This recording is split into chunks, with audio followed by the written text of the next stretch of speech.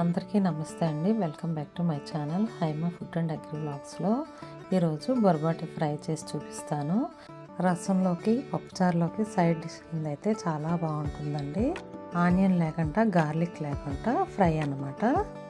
అసలు ఆలస్యం చేయకుండా వీడియోలోకి వెళ్ళిపోదాం. ముందుగా కళాయి పెట్టి స్టవ్ ఆన్ చేసి సరిపడగా నూనె వేసుకొని ఇందులో పోపు దినుసులు వేసుకొని ఆవాలు, జీలకర్ర, మినపప్పు, శనగపప్పు వేసుకొని ఇందులోనే ఎండుమిర్చి, కరివేపాకు కూడా వేసుకొని వేపుకుందాం.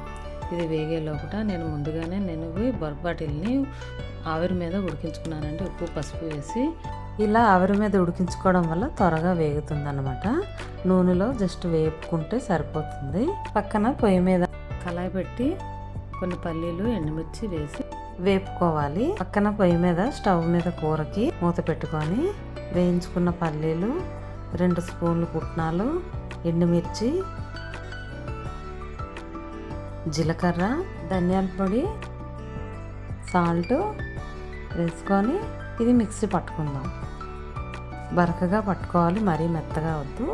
ఇట్లా పట్టుకుంటే సరిపోతుందండి. ఇది కొంచెం కర్రీ వేపుకుందాం. నూనెలో బాగా వేగాలండి.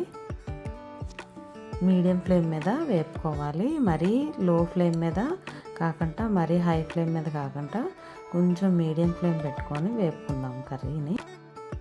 ఇట్లా వేపుకొని ఉడికిందో లేదో ఒకసారి చెక్ చేసుకొని ఇందులో పొడి వేసేసుకుందాం. ముందుగా చేసి పెట్టుకున్నాం కదా పొడిని ఇందులో వేసుకొని కలుపుకుందాం. ఇట్లా కలుపుకొని బొరబాటిల్ను కొనేటప్పుడు ముందుగా చూసుకోవాలండి. చాలా లేతవి తెచ్చుకోవాలి, లేదంటే ముదురుగా ఉంటే బాగోదు కర్రీ. ముందుగానే చెప్తున్నాను, తెచ్చేటప్పుడు చాలా లేతగా ఉండాలి. మా ఛానల్ కానీ ఫస్ట్ టైం చూసినట్టయితే సబ్స్క్రైబ్ చేసుకోండి, షేర్ చేయండి, లైక్ చేయండి. మరిన్ని కొత్త వంటకాల కోసం మా ఛానల్ని సబ్స్క్రైబ్ చేసుకోండి. పొడి వేసిన తర్వాత ఒక 4 మినిట్స్ దాకా వేపుకుంటే సరిపోతుందండి. కర్రీ అంతేనండి, రెడీ అయిపోయింది. మీకు నచ్చిందా? నచ్చితే కనుక ట్రై చేయండి. ఎలా వచ్చిందో కామెంట్ రూపంలో తెలియజేయండి. Thanks for watching.